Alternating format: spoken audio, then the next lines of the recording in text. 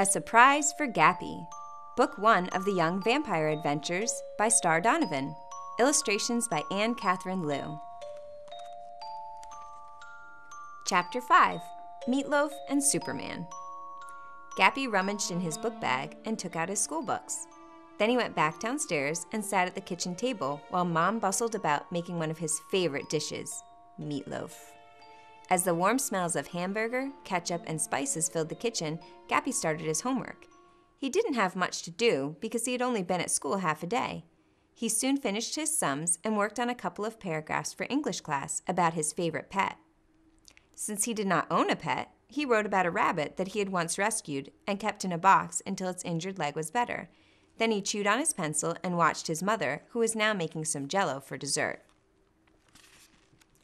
"So, Mom," he said, "what's it like being a vampire? Am I going to be very different now?" "Well," Mom answered, ruffling his hair, "there's no rush. The change doesn't happen overnight, but gradually over time. I don't think it's a good idea to overload that brain of yours right now with too much information. After all, you've just had a big shock. You'll find out all there is to know soon enough." "But, Mom," Gappy protested, "you can't just tell me one minute I'm turning into a vampire and then not tell me anything else." Mom pursed her lips and looked stubborn. "In time, Gappy, in time." Gappy turned to Dad, who had come into the kitchen just then. "Dad," he complained, "I want to know more, but Mom won't tell me." Dad sniffed. "Is dinner ready?" he asked. "It sure smells good." He eyed Gappy. "Even though it is cooked," he added. "Okay, that's gross, Dad," Gappy cried. "And don't change the subject." Dad looked at Mom. "Lavinia?" "Bert," Mom said.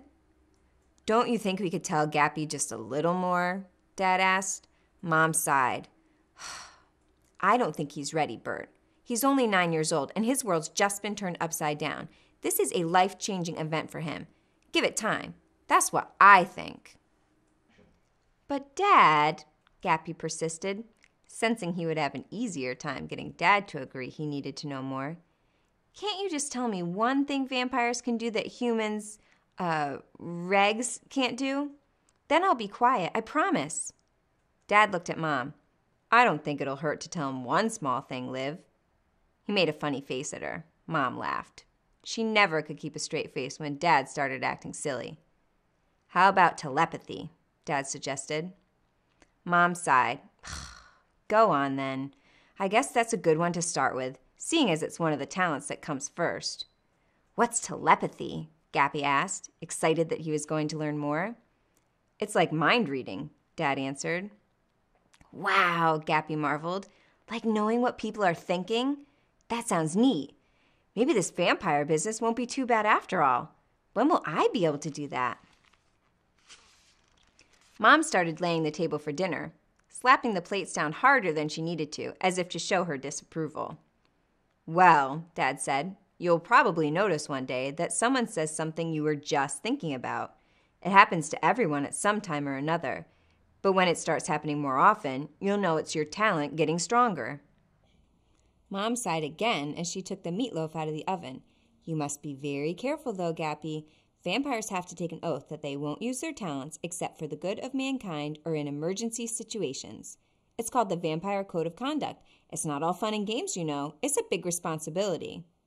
"She's right," Dad agreed. Let me think of an example. You remember the movie Superman, right?" Gappy nodded. "Well, I'm not saying we can do what Superman does, but you can see what a big responsibility it was for Superman to both hide and use his talents." "Cool! So are you saying we're a bit like Superman?" Gappy asked.